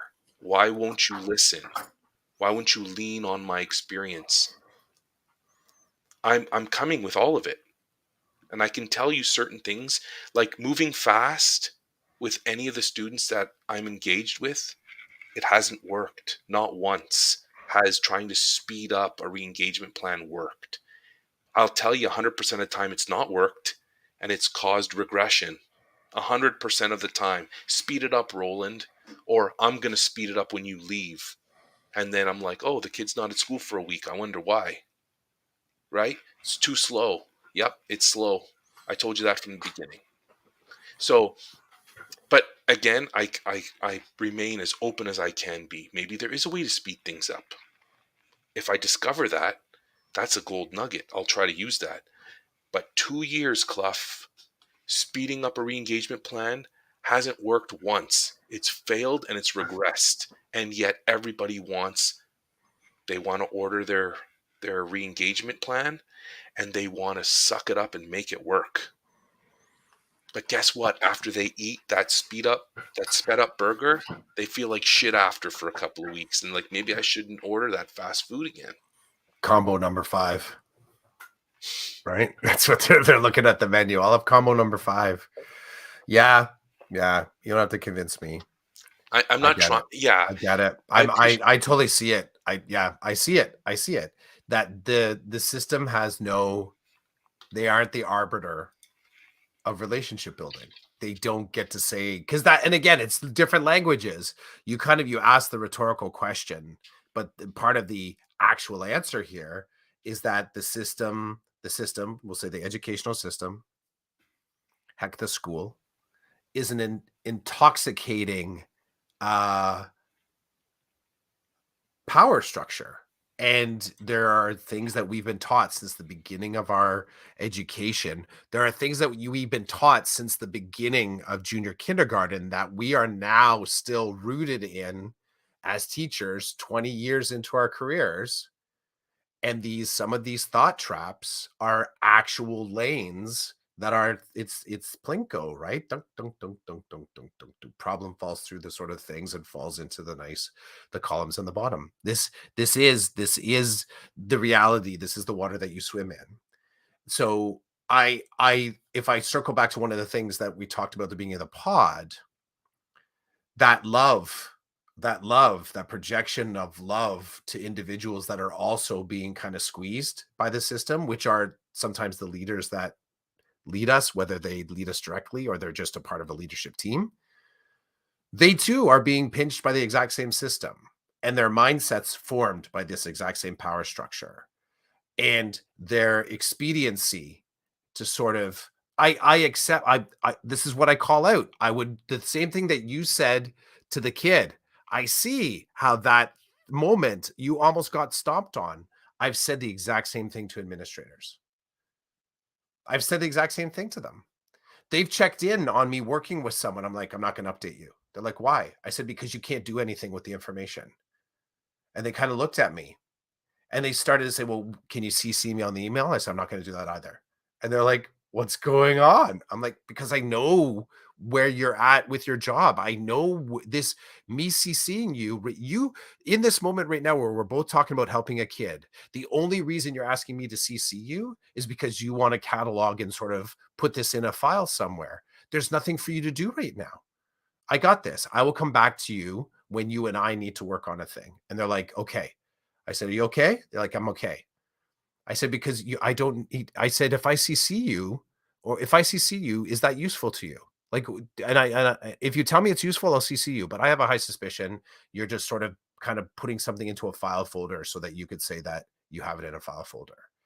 And I've had many of those moments with my current administrative team where I've just kind of flat out said, I've got this. I will come back to you when I need your power to help move my agenda forward, or I need your resources to get this kid seen in a different way, or I need your permission to take the next step that feels a little risky, and I need you to have my back. I will come back to you. But that exact same question, that noticing that you said, where you said to the kid wants to run out the friggin' front door of the school because you saw that boot come up, some player in there. I've said the exact same thing to an administrator. I said, I know exactly why you're asking for this, and it's not useful. It's not useful right now. So, and I want to say, and then Gary's made some really great comments here that I want to share that you can speak to. When I say to the student, I just saw what happened, I try to frame it. As we're all here to try to help. The teacher's not purposely like trying to harm you. They're not. They've got 100 things on their plate. They wish you were in the room because everybody else is in the room. Like, there's work. That's a good question to ask, eh? To actually be able to, why are you fighting so hard for this kid to be in your class? It is a great question. That is a raw question. Or to the principal, why are you pushing so hard for this kid to be back in your school? Like, tell me about the energy and the flow here that's convincing you that that is the most important part of this process.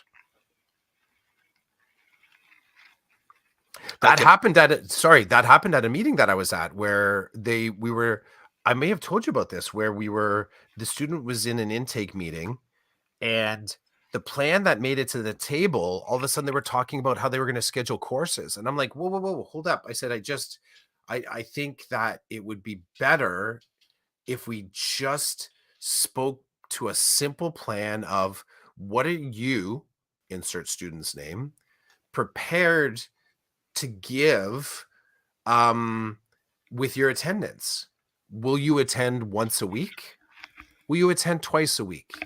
Will you come in 3 times a week, but only a half an hour each time? And I said, and once we answer that, parent, in what way are you able to support that simple plan? Because it swung really quickly from, yay, we're all in the room, we finally got the meeting, to, okay, how are we going to get 3 credits achieved this semester? And that's the exact same thing. Like, that expediency right away, like, I just started sliding on that ice. I'm like, no. We can't do this. Don't do this. Do not do this. The only question is, if in this particular case, if it's the attending school, if it's just being in the building is the challenge, let's not sandwich it with other things that are not going to be delivered. We have to get to some regularity. And then I offered up the support. So the kids said they could come for 3 days. And then I'm like, okay, how long are you going to come each day? And the table's like, we're going to do this. We're going to talk about the number of minutes. I'm like, let's do minutes. So the kid was prepared to do 3 days a week, 30 minutes each time. I said, okay, I'm going to leave the actual programming to the team, because this kid was actually coming from working close with me to working with a completely different team. I was there in a consultancy mode because I'd worked with the kid. So I have to leave it to them to figure out what the programming is, but I'm going to put these pieces right out there. And if they don't fit right, I still have to leave it to them to figure out. They'll figure out the attendance. They'll figure out the travel plan. They'll figure out all that kind of stuff. But then I turned to mom. I said, okay, so in order for that to happen, because I said, okay, what time does class start here? They gave the time. I said, okay, you know the time you have to be in class. In order for that to happen, let's work backwards. And we'll go as far back as we need to. What has to happen 15 minutes before that?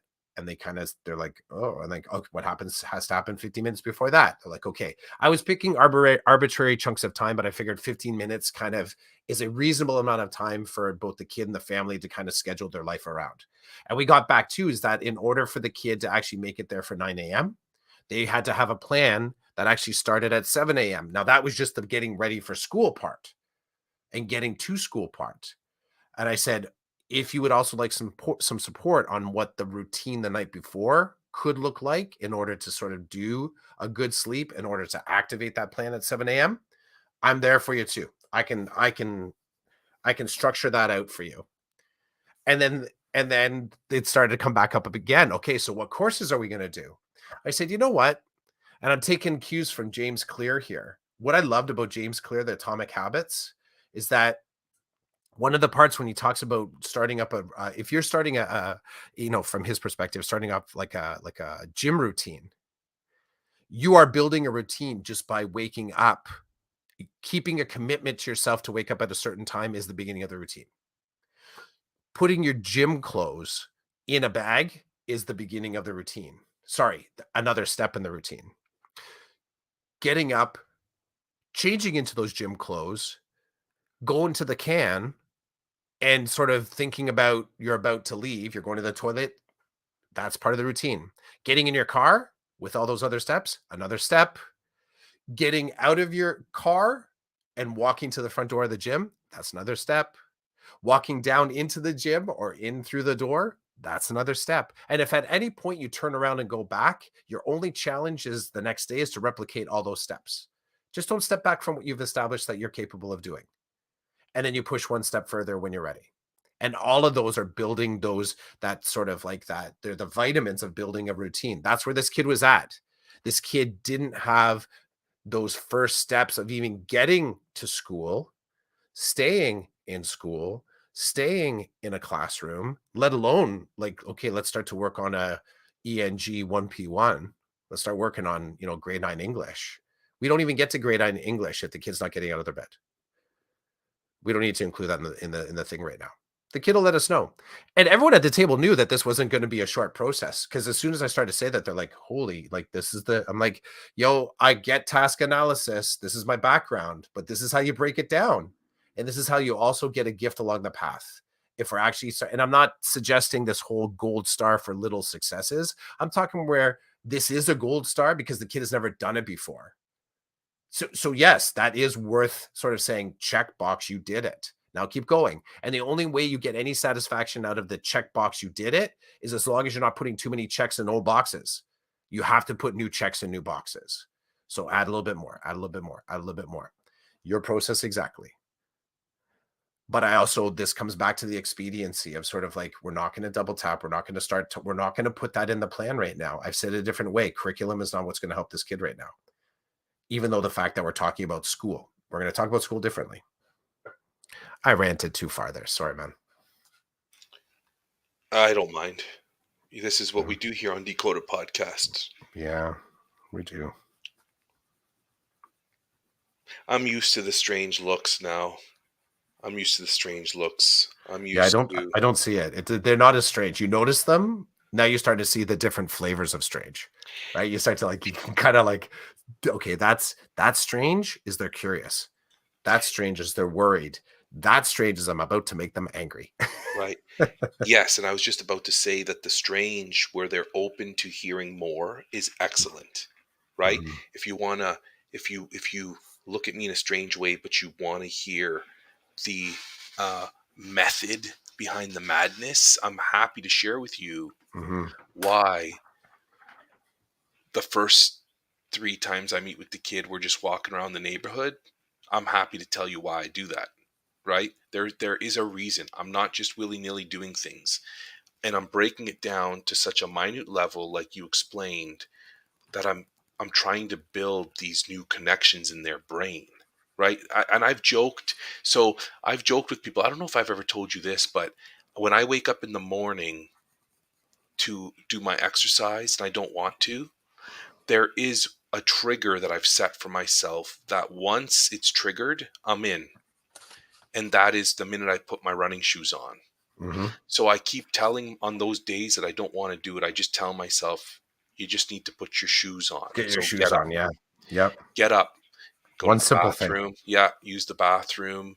I'm like, oh, that bed looks inviting. No, I need to go put my shoes on. And then I tell myself, if I put my shoes on and then I want to go back to bed, it's okay. I give myself full permission.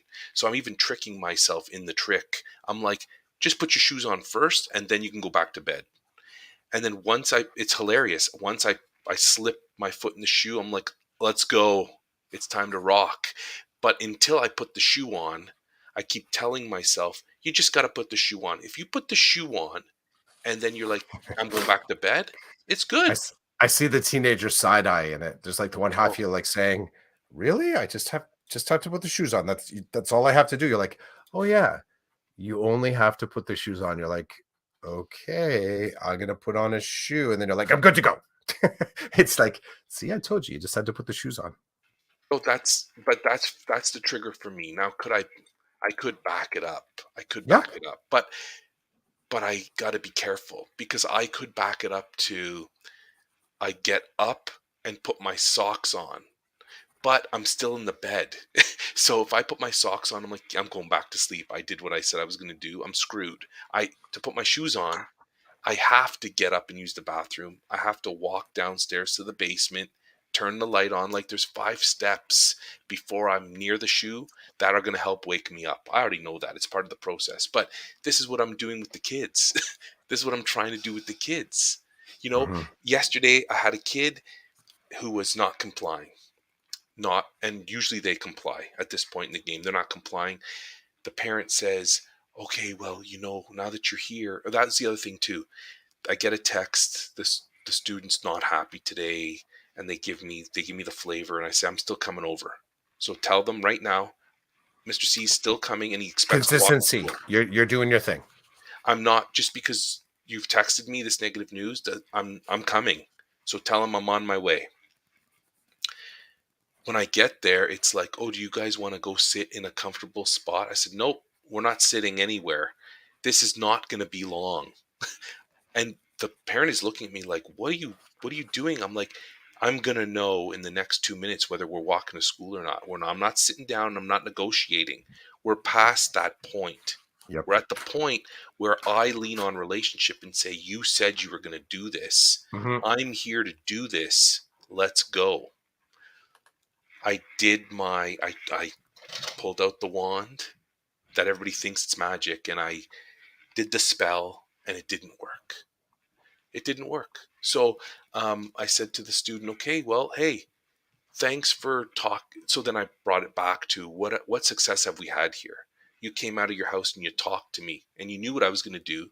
And you knew, I remember I was joking with you, and I said to the kid, you're going to have to use the N word. And the kid was like, what? I'm like, you're going to have to come out and say no to me. I'm not leaving until you say no. Because I know when you say no, you're done. And you haven't said no yet. That's why we're still talking. So, you know, I I say to the kid says, "Nope, I'm not doing this." And I know that the parent is not going to do anything more. They're leaning on me to do all the work. So I'm like, "Okay, we're done then." And so I say to the kid, you know what? I'm really proud of you. You started off rough this morning. I know it was not easy to come out and listen to me and interact with me, but I give you 2 thumbs up for doing that. And Monday is a new day, and I'll be back at this time on Monday, and we're gonna go. Like we're gonna go on Monday because you're taking Hmm. Friday off because you're not feeling well. And that's fine, but you can't not feel well every day. You're gonna have to push through it at some point. You can't. He says, okay. He goes in. Parent comes out. I report to the parent while the kid's standing there. That's it. No, there's nothing. I'm not hiding anything. This is what I did. This is what your kid said to me. The next step is literally I grab your kid, drag them down the street. Well, I'm not doing that. Maybe another re-engagement teacher might. I'm not. So have a good weekend, and I'll see you Monday. I'll be back Monday. Okay. I look. Makes sense. Well, it makes sense to me, and I connected it to something positive. The kid coming out to see me is the beginning of getting your shoes on to exercise. It really is. Mhm. Sitting in the back, No, no, no, no. We're not adding a new ingredient to that layer. No, we're at the point now where there's none of that. There's I'm here. I be as rational as I can, and I be as sensitive as I can, and I make it clear that I'm here to support. You feel like shit, I got you. If you feel like shit and stop your life every time you feel like shit, you're never going to go anywhere, and that's the situation you're in. I'm here to Yeah. try to help you break that so you can. And I told him, hey, when we're walking home at lunch, you're going to feel like $1,000,000. Can I need you to start thinking about that feeling after it's over. No, he just was not going to go there with me. Okay, you're not going to go there with me. It doesn't, I've said to students before, you don't have to believe it to be true. You don't have to believe it to be true, but you will feel good. You will feel neutral to good, which will be different than what you feel right now, right? So Gary was intrigued by the phrase gaining invitation. mm-hmm. So that's what he said. And then he said, it makes him think about how teachers should earn invitation when working with their students, Mm-hmm. and that they should not assume invitation. Mm-hmm. There are lots of assumptions, Mm-hmm. right? We make assumptions all the time. And people like you and I, in the roles we're in, we're stopping and saying, whoa, no, let's get a clear understanding. Because, and I'm not saying assumptions are bad. I'm saying when you're in a zone and the patterns are the same, then sure, you lean on your assumptions. Mm-hmm. But in the work you and I do, I find that there is no assumption. The assumptions don't exist because I don't know about you, but I'm not seeing. I'm seeing all the negative. I'm assuming negative, if anything. I'm Yeah. assuming if I don't text this parent and say this thing, they're not going to prep the kid for whatever comes next. So, you know, um, I try not to assume, and when I do, I'm assuming, oh, the negative is going to happen because that's the pattern that people are living in. But yeah, this idea of gaining invitation, man, it's fantastic when a kid knows their role in a relationship and they are taking some accountability. It's pretty cool.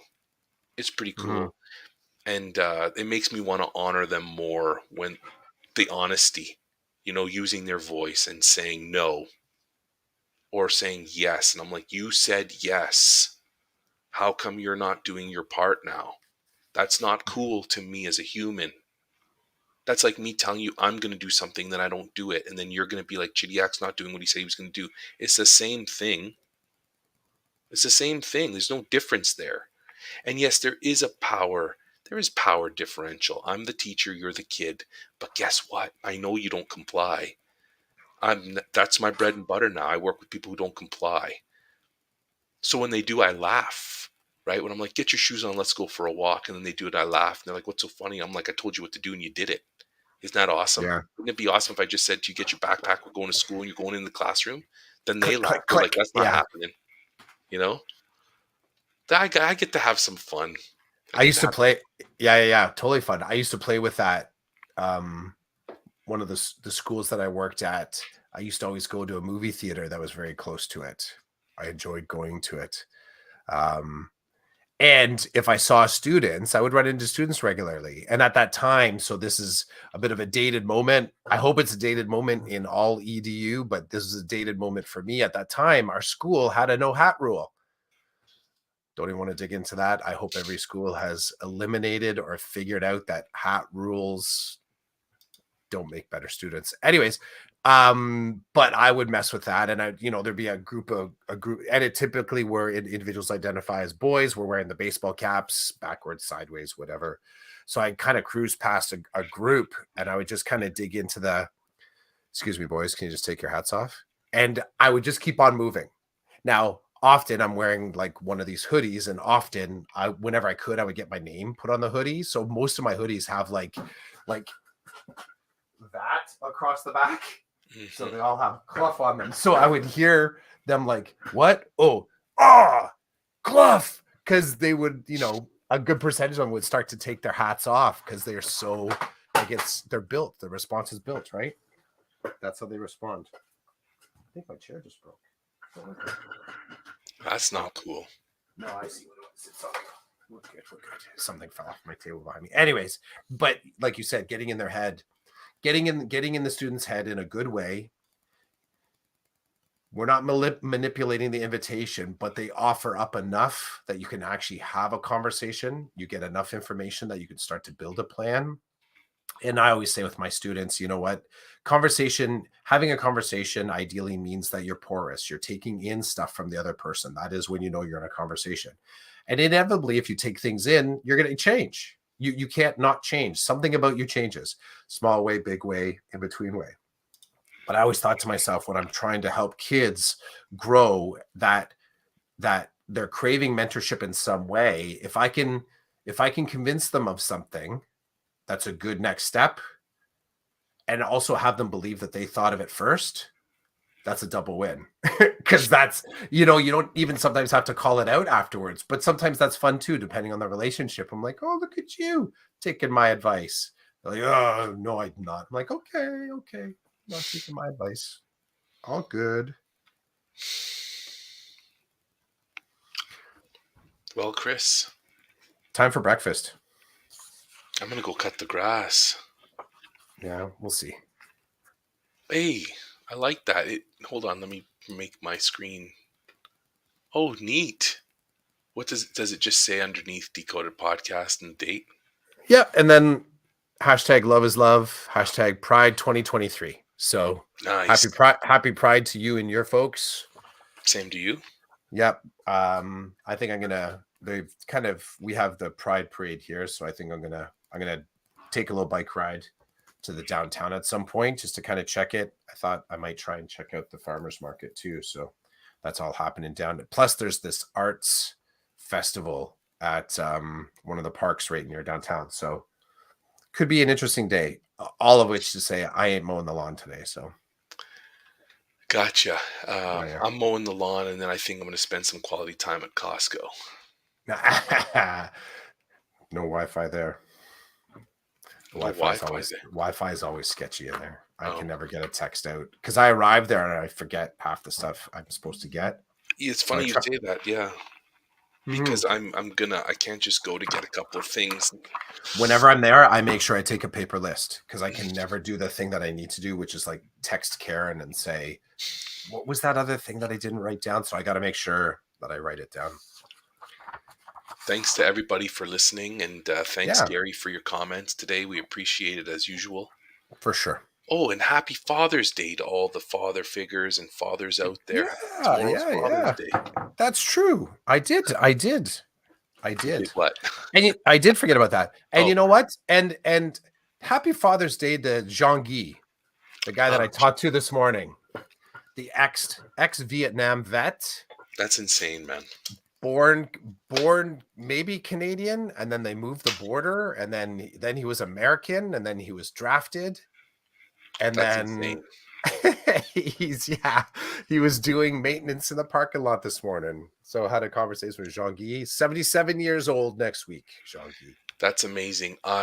Whenever I see an individual, it's usually an elderly man at this point, and they're wearing a hat. Vietnam vet, Korean vet. I do my best to make eye contact and just say thank you. Thank you for your service. I don't know what you did or how you did it, but I appreciate it. Yeah, it was a great convo. I told him, I said, man, you changed my day. I appreciate it.